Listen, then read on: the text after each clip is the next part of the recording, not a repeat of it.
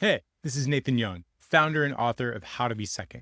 And this is 1 Second, a conversation between two people with wildly different identities, reacting raw to questions from people like you, and exploring how we are different while embracing that we're better together. In our vernacular at How to Be Second, I am a second, and my co host, Mondo Davison, is a natural one I see. Let's just get into it. First question: what tools do you keep ready for your work?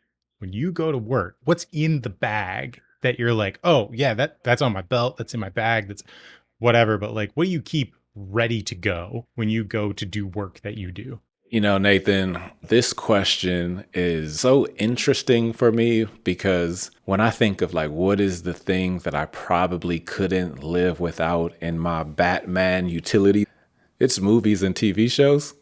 We've talked about this before where in the relationship with a one and a second, like belief is my jam. And so part of being the believer in the dynamic, I need a story that I've seen before or can kind of remix that I can like tie into my storytelling.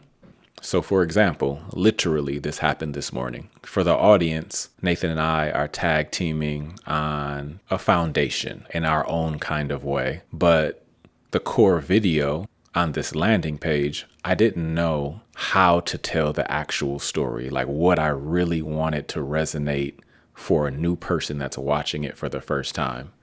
And I was like, Mondo, the best way that like you can relate to somebody watching it for the first time is tying it to some movie, at least some scene. The scene that I could not get past, and we may have talked about this before, but it's the scene in The Accountant. The scene in The Accountant with, right, the puzzle upside down. Me talking about, hey, I met Nathan. This is a true story, audience. I met Nathan. He showed me his diagram of business. My mind was blown so much that I was like, my brain never works like that. I was like, what is a way for me to visually represent like that moment in this video? And I was like, oh, it's somebody putting a puzzle together upside down. But then the nuance between that type of mind and the one is the young girl coming and offering that one piece that fell under the table and saying like, here's that final piece. And so there is something about the relationship of those two humans that like transcends a single villain, I'll just say, right? It's just like, this is the good guy dynamic duo. The good guy dynamic duo always beats the villain. Just my anchor in life is just like, here's a scenario. Is there a scene from a movie or a story arc that I've been able to watch and enjoy? And then how do I bring that to the conversation and say, hey, do you remember when Batman did this? Or, hey, do you remember when this happened in the movie Inception? Do you remember when Mickey Mouse did this thing? Whatever it is that is like extremely culturally relevant. And a person's like, oh, yeah. And so it's like, okay, well, for our next sprint, we need to model that. And then just, I believe in the psychology of the other humans, whoever are on the team, they at least have a seed of hope. Mm-hmm. Because in their imagination, they've already seen it be accomplished before. So I just need to build upon that seed. So yeah, like what is my tool? It's like I need to have seen it happen before somewhere. So I watch a lot of movies and TV. As you're unpacking this, first of all, I think that's hilarious because you mentioned like this business map thing. I was literally working on it yesterday. I mean, this is something that I use all the time. It's going to be my answer to this. But you are saying a bunch of stuff about like stories. I don't do that. I don't think of that. Actually, I've been told lots of times that I'm really good at like metaphor or analogy, but I make them up on the spot often. Or I don't necessarily anchor them to something that somebody has an anchor to. We've been talking about examples in real life of first and second pairs. You and I know that we've referenced like Batman and Alfred a bunch of times. I was just talking to someone who is a second from London, and she said, oh, the new Wallace and Gromit movie just dropped. And like Wallace is this, sort of like crazy inventor person and loves all of these like fun ideas and whatever. And Gromit is sort of his loyal person who's always saving him from himself and making everything actually work. She literally called Wallace kind of like a bumbler and then Gromit like a fixer, but like they wouldn't have any adventures at all if Wallace wasn't so just like, I just love the world and all the stuff. If Gromits were in charge, I think they would all just leave really boring lives, right? Very clean, boring lives. So as you're saying this, I'm like, this is literally something I've been hunting for recently and coming up short and trying to figure out, like, why can't I find these? And you're saying that you just move naturally in the world. Like when you see stuff, you clock it and go, I'm going to put that story beat in my tool. I've seen The Accountant. I've never remembered that scene. I am that human being, and I registered it not at all. Oh, that's so funny. Because, yes, when I watch that movie, I'm just like, yo, this dude as an archetype is Nathan, that second type, so much. It's like, I can solve any problem. But like, there's literally scenes where it's like, who is this guy? He's like been seen in pictures like 3 times over the past 20 years. It's just like, yo, that is that person in the shadow that's getting all the actual stuff done. And it's so fire to me. Yes, there's something really strong in this about these characters. We've been talking about this internally. I mean, literally a conversation between myself and Laura Brown, who is my second in command, how to be second, which is funny. We're literally just talking about putting together like a catalog of these kinds of examples and stories. Just this idea of like carrying stories in your tool belt. I have one more example of why this is so important, because it's blowing my mind right now. I'm like, I know this about you, and somehow this is still shocking to me. I was on a walk with my friend Matt Posey, and we were talking about how accounting and financial statements are just the stories you want to tell. Most of the time, the only thing on there that you can sort of rely on is the very top line number. And then everything else is actually just a story to tell. And how you tell those stories, understanding some legalities that you have to play in. At the end of the day, what you're doing is you're navigating a storytelling structure with these documents. People who actually approach them like they're just supposed to be factually accurate are relatively useless higher up. Like, you have bookkeeping, that's fine. You put all the stuff in the places.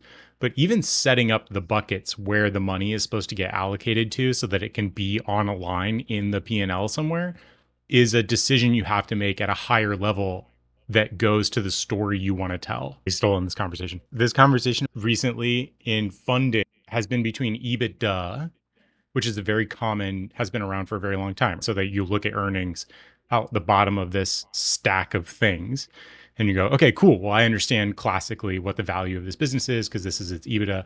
Well, in the last like 10 years, somebody introduced this one called EBITDA. And the idea is it's before all of those things and marketing, because the story they wanted to tell is that they're a hyper growth firm. And so the reason that they're losing fistfuls of money all the time has nothing to do with their success as a product.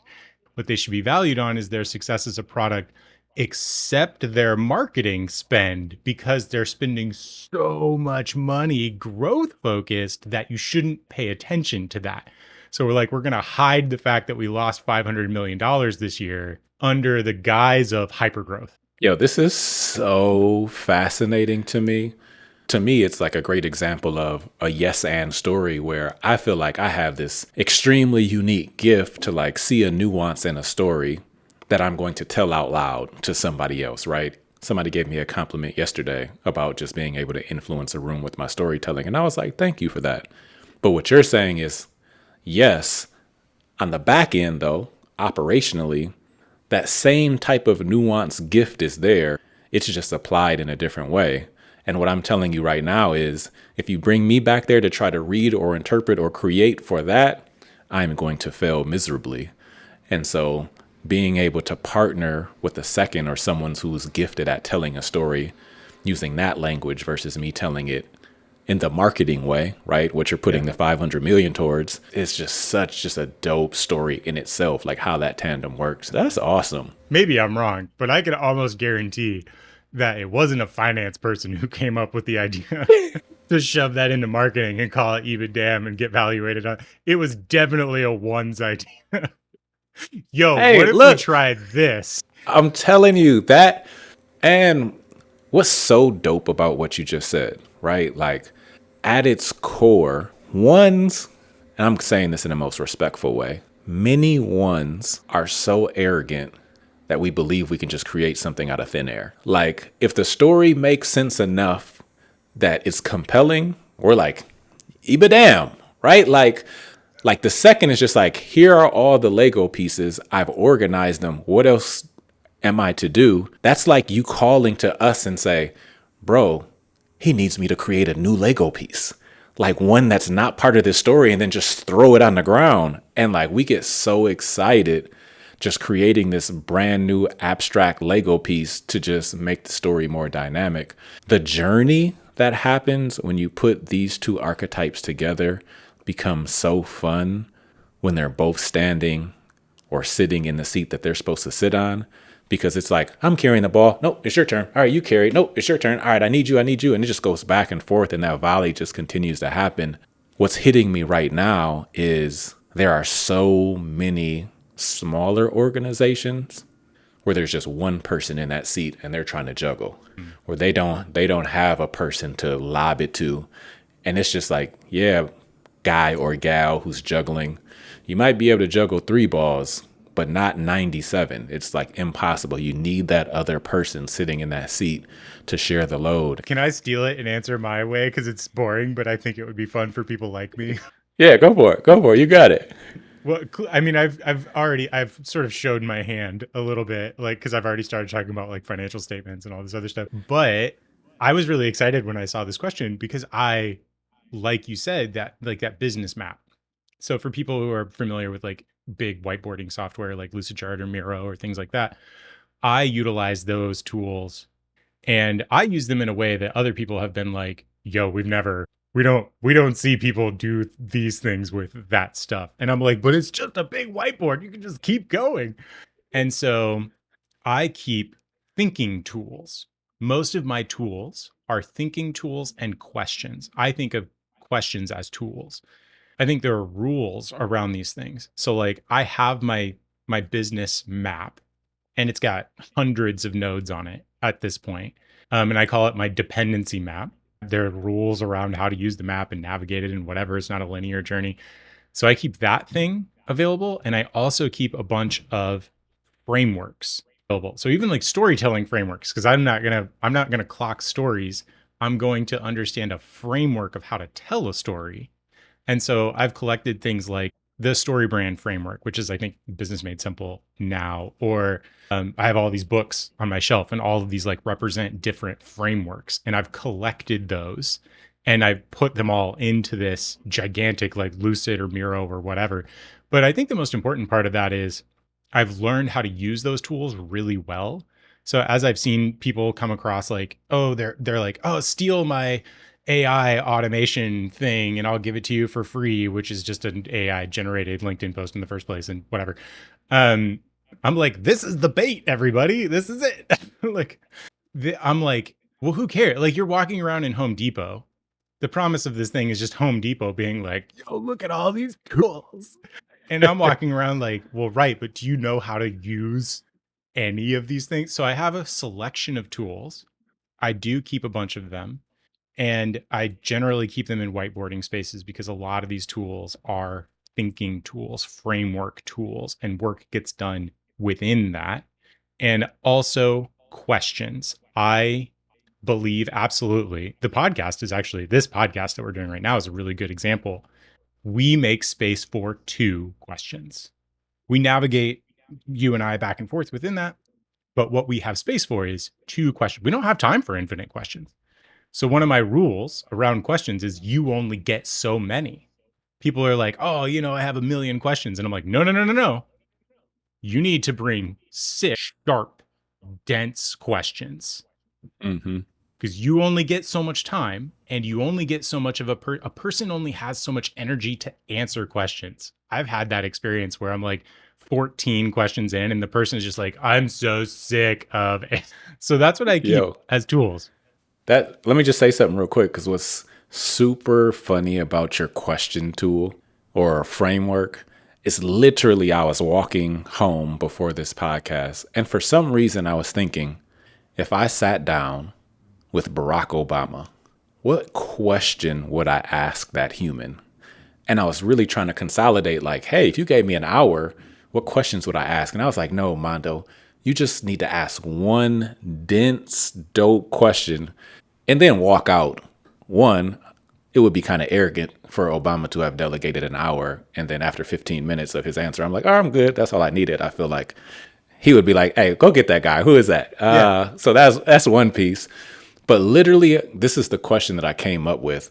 And I'm just sharing it just because I just randomly was thinking about it a couple hours ago.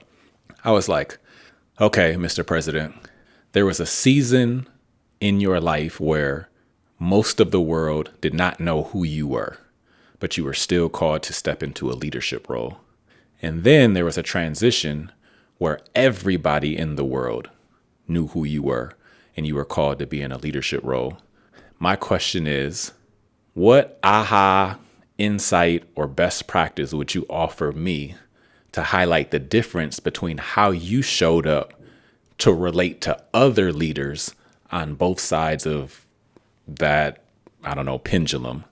Because there's just something about not having the juice and talking to other leaders versus having all the juice and talking to other leaders. And I just really would want somebody to share the insight. Like, yeah, every room I walked into, I pretty much had all the juice, but this was best practice on how I needed to show up. So they didn't look at me as being a know-it-all or super arrogant or whatever. And so that would be my only question. So anyway, sorry to like take that back from you, but in case Obama is listening to this podcast, he can answer that question. Somebody go ask Obama this question. Here's something I love about the question. I do think that is a dense question. It asks so many other things in the one question, right? Here's something else I love about that question. You said, tell me what you did. What's the takeaway from what you did? You didn't say, tell me what you would do, which is to make something up. Yeah. Right? Like the reason you want to ask this question, the reason I want this question asked now is this person, a real person, really lived through that actual experience and has an answer about what they did. 100. That's incredible. Yeah, for sure. Because to me, there is not a more qualified person for me to ask that question to.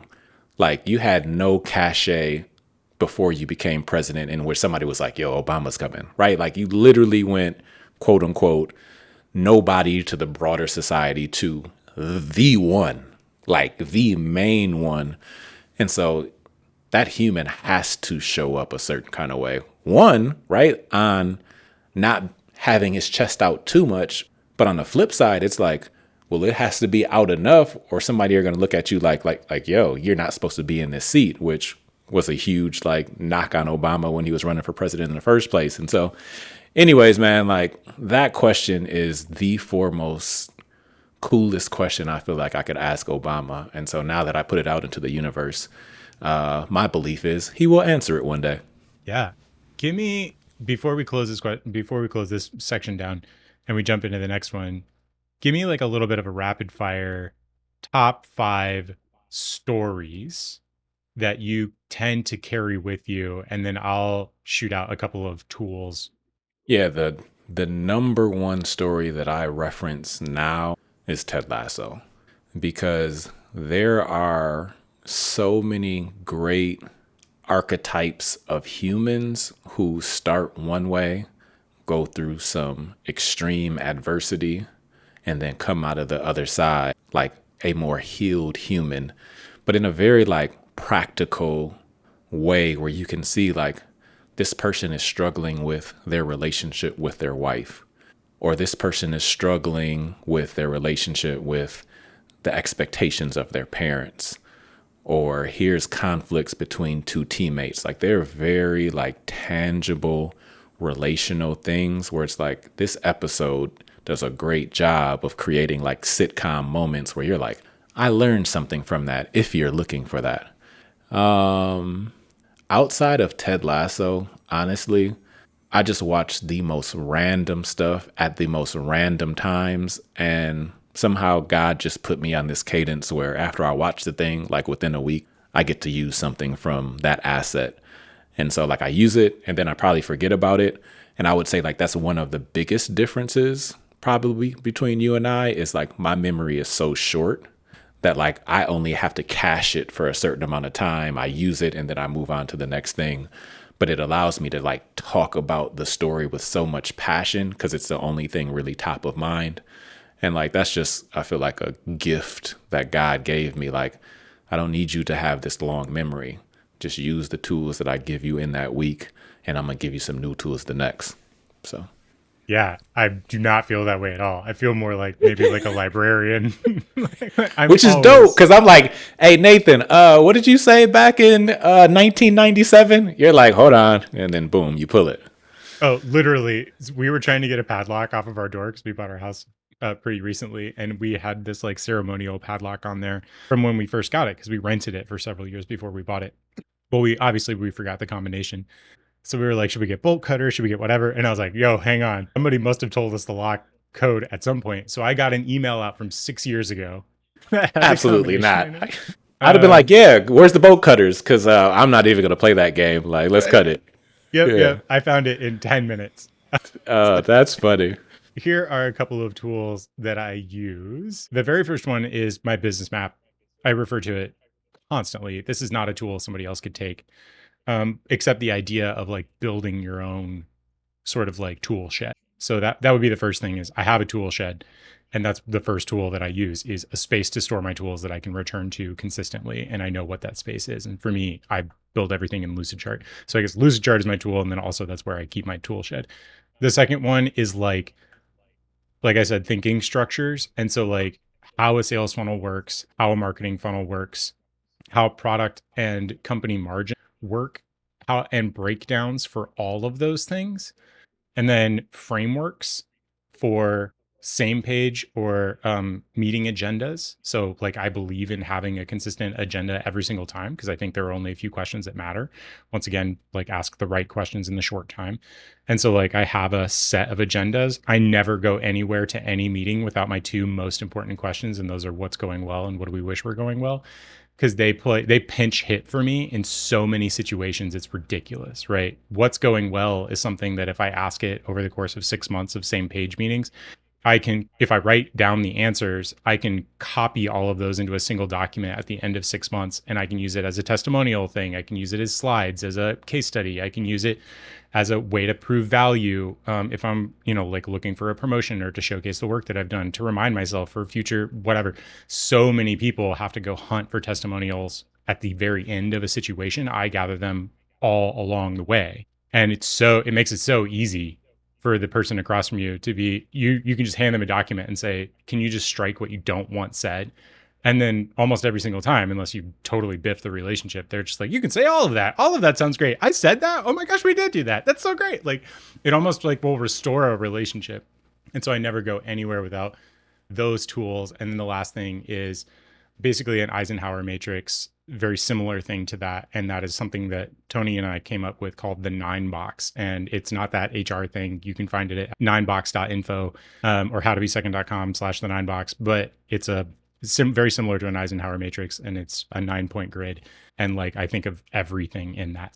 Hey, what's super interesting about that is when you started talking about this Eisenhower matrix, I'm like, what is this dude talking about? And then you're like, 9box. And I'm like, oh yeah, I absolutely know what that is, but I had no idea that there was like another framework label for what it was. I was like, Eisenhower, never heard this before. So anyways, that's just the depth of you being like, hey, everything has a label or a frame or something that's built on top of another thing. And so that's just your jam all day. Yep, that's right. Everything we come up with is just something somebody else came up with that we're spinning or refining or whatever. I love it. All right, I can jump to this next question. Yep. Because the world is a great influencer to us all in some form or fashion. And many times cultural pressures, whether it is as a business person, as a family man, as the head of a household, as a brother, as a son. For me, race played a lot in my like cultural pressure type of growth experience. And so my question is, when it comes to like the world and cultural pressures, what is expected of you? Man, I like to answer questions literally. I've been saying since I started How to Be Second that like somebody's going to get me canceled at some point. And so like let's just be prepared for that right out of the gate. I'm like, look, I'm a 37-year-old white male talking about identity. We're going to get canned at some point here. Um so I like got your let back. me Don't worry. thank let me culturally. I think I have a few things attacking me, putting pressure on me, right? Like if I'm the submarine and I'm deep in the ocean, here's what I feel like is creating a lot of pressure. From the outside, I do think that the color of my skin has a lot to do with like there's nothing I can do about it. I was born white and I have been informed my entire life that I frankly like being born in America. I'm lucky to have been born white. There's nothing I can do about that either way, right? That's a pressure. However I want to navigate that, that is a pressure. I was born male. Same story. It was not a choice. It's just a cultural reality that I face. Another thing I did not choose. I grew up in a home that was incredibly like hyper conservative. I wouldn't say scary conservative, but I would say not that far off. And that has been a pretty substantial cultural pressure. And I was born in a family that was a big family. I had lots of brothers and sisters. And I was also raised homeschooled. So like I never went to traditional education until college. And I chose college. I mean, against the judgment of most of the people around me. So culturally, the way I grew up, those were the pressures I was facing. However, I've reacted to those as a judgment that call that somebody else is going to have to make. But those are the ones that I'm like, what's expected of me? And I would say a lot of expectations were handed to me very early on from a bunch of decisions that I didn't make. And then I decided I didn't like most of those expectations and I wanted to go find somewhere else where the expectations were different. I didn't feel like my identity resonated with a lot of the expectations on me. And then I chose a lot of other rooms to be in that were like business related or different ways of navigating my faith that were more like charismatic. And like literally the church that I grew up in, we weren't supposed to like put our hands in the air while we were singing. And I full broke from that. I was like, nope. But it took me decades to do that. And then I planted a vineyard church, which is like pretty charismatic, still not, you know, but pretty charismatic. And so I chose a lot of other rooms to be in. And I think I had a lot of cultural pressure that I didn't get to choose different rooms. So that's the first thing. And then the second thing is now that I've been navigating those different ones, the continued cultural pressure is be the first in command. And like every room that I walk into, it doesn't matter how much I tell people like I want to serve. I love being second. Like putting this on my wall, on my forehead when I wear my hat, you know, like I carry this second thing around as not just the role that I play, but the identity. And I use this word follower, and culture around me hates this. I feel the pressure constantly of me being like, understand what healthy followership is. And people are like, being a follower is like, you know, like nobody should be a follower. And I'm like, tell that to the disciples of Christ. They were hung upside down, right? We've bastardized something grandiose and beautiful. And now we think that there's this like simplistic, singular version of what it means to be a leader. And it means to strive to the top. And it means to only ever use the word leader. And we've completely meshed together authority and leadership as concepts. So now authority automatically means that you're a leader, which that's obviously not true. And so I think that's the cultural pressure that I navigate all the time. And there's a certain amount of cultural pressure that's like, on one hand, everyone expects me to go in that direction, including like my Christian background and like my current faith. And like there are lots of circles within that are like, oh, are you the head of your household? And I'm like, my wife and I are the head of my household, right? Like we're the head of our household. Yes. Like, what are you asking? Well, you know, like, what are you intending me to be in this? And on the flip side of that, if I leave that room or even just am in that room, somebody in that room is also going to be like, yes, but you're white and privileged and you have all these other things. So you should be doing this other stuff. And you should be uplifting everyone else. So I have two voices constantly being like, well, you have all of these things. So you should be out front. And so you taking this like second or second in command or whatever, or buying into this idea that you can be a healthy follower and using those terms and interconnecting that with what a healthy actual leader is. And like, that's not a thing you're allowed to do. And at the same time, pressures on the other side being like, you have all of these things that you were gifted without your choice. And so, how dare you not use all of those things to uplift other people? And so, it just makes me crazy all the time. And I have no idea how to navigate that, but those are the cultural pressures and what I feel like is expected of me. That's my feeling insane answer to this question. I think what's so cool about your answer is your vulnerability to be able to say, there's a lot of things happening. It's hard for me to say these things out loud. Yes, and I'm still going to say them out loud, right? Like I don't know how to say them in a way that I know everybody is going to be like, oh yeah, you explained that really well. No, it was more like, I'm going to say something that somebody doesn't like one day, and they're probably going to try to cancel me. But I have enough courage and awareness of myself that I'm going to lead with, I don't know.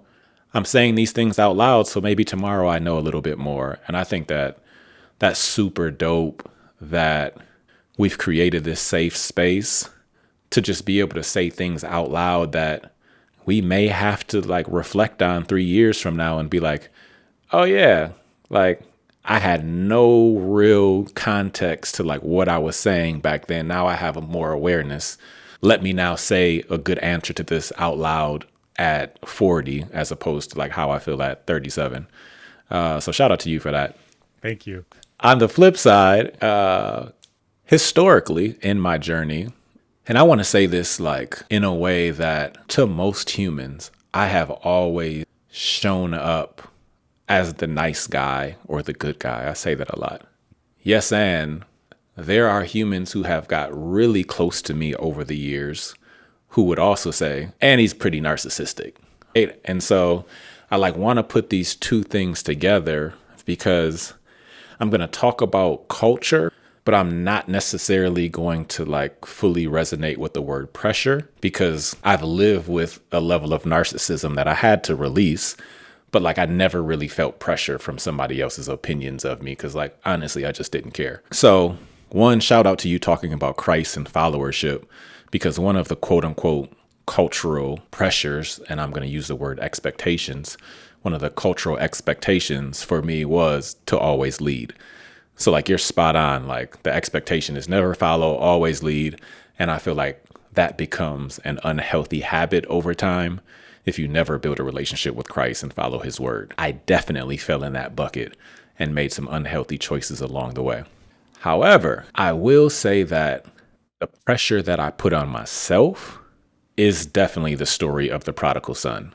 Like I always looked in the mirror and said, bro, you have all the tools that a lot of humans wish they had. If you're playing a video game and you have all these attributes in the video game when you do create a character and you like build up their character bars, like I don't feel like there's a single character bar that's below 80%. Like it doesn't even matter what it is. It's like, yo, can you backstroke swim? I'm like, yep, 80%. Like, and I'm not even a swimmer, right? But just to myself, like God just gave me the gifts to just believe that I can do anything at that level.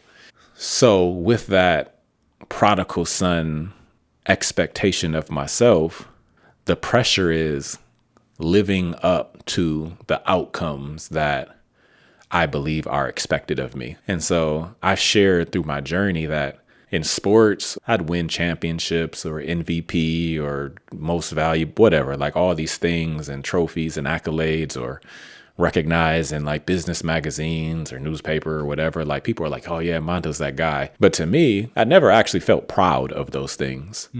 Because in reflection, I was just like, well, duh, like God gave me these tools. That's the standard bar. I'm supposed to be able to deliver on these qualities that you are saying that I have. And so there was always like this far reaching over the biggest mountain, reach the sky type expectations that I had for myself, because I'm like, if I do anything regular or standard, I'm disrespecting the gifts that I've had given to me. And so when you talked about Jesus, like flipping the story upside down, what I've learned about myself was, yes, Mondo, you can continue to climb the ladder to get to the highest heights, but can you also go to the very last bottom spot in your environment and lead from the back? Can you lead from last place with hope, with faith, with grace? And like when I did that for the last 3 years, that was the first time I felt proud of myself. Because I was like, this is so hard. It was just the most challenging thing to step into a room pretty much with nothing and like not even try to get anything from the room or anybody else, but to your point, to just be in service, not ask for anything monetary in return, just be in service. And I feel like as a one, right, or the one, because there are many people who believe they are the one, I feel like if you truly believe that about yourself, you will follow the prodigal son arc, meaning you go out, you do all this stuff, and then eventually like you crash, bro. Guy or gal, like it's inevitable that you crash. And when you crash, you can either like pick yourself up and get up and try to like keep going in the direction that you were going, or you can crash and pivot back towards God and build that relationship and be like, man, thank you for giving me the autonomy to go do things on my own. But now I'm willing to follow you, follow your guidance. And so honestly, man, like on the cultural pressure side for me, it is living up to my own standards and like having unwavering faith that like somehow God is going to put me in the right position at the end of the day. And I'll say real quick to just layer on top of this, because you brought up like a second thing. The second thing where you talk about canceling that I imagine is going to happen in some form or fashion for myself is when I chose to follow Christ, I read a single line in the Bible that 100% in that moment obliterated race for me. Like as a construct, it was just like, yo, I grew up, went to an HBCU, branded myself as a black tech guy. I was all for black community. Like that was at the forefront. And then like biblically, I just read it and I read it again. I was like, God, are you telling me this? And then it was like a atomic bomb that just blew up. And like, I could no longer like hold on to like blackness as the defining foundation of myself. And it was just like, no, Mondo, I need you to go deeper than that. Like you are a child of God, period. And so now as I move in the world, there are a lot of organizations or beliefs that like we have to build this thing that is for black people. And I'm not saying that those things aren't necessary. They are, but my lane is not that lane. And so really trying to figure out then where do I sit in the story? Where is God guiding me? Because my call to action is not to build Wakanda. It's to build something that lives outside of or separate from Wakanda that is more inclusive to all in a way that lives outside of our realm of comprehension. And so anyways, man, that's my long-winded way of talking about my cultural pressures, but I'll leave it there. I have a lot that I could say to follow on to that. And I think the right thing to do is go, thank you. Let's honor the way we have this set up and end it right there. Dope. Till next time. It's Nathan again. If you made it to the end, that's awesome. I have a couple ways you can go deeper if you're interested. If you resonated with the way that Nathan talked about himself and how he sees the world, Nathan is me, you might be what we call a second, which is an identity, not a role. We have a couple ways to dig into that curiosity. You can take our Am I a Second assessment on our website or howtobesecond.com/assessment. You can grab the book, How to Be Second, from our website or Amazon or almost anywhere you like to buy books, including on audio. If you resonated with Mondo, or you'd like to resonate that way, but you're feeling stuck, you can find Mondo on LinkedIn by searching for Aramondo. That's Aramondo. Mondo deploys his natural one-eye-seedness to support people who are stuck in themselves and their thinking to break through towards their biggest ideas and their self in a casual setting like a walk or a phone call. If you're inspired by what we're doing here, you can support How to Be Second at howtobesecond.com/support. Thanks again. I'm looking forward to our next conversation.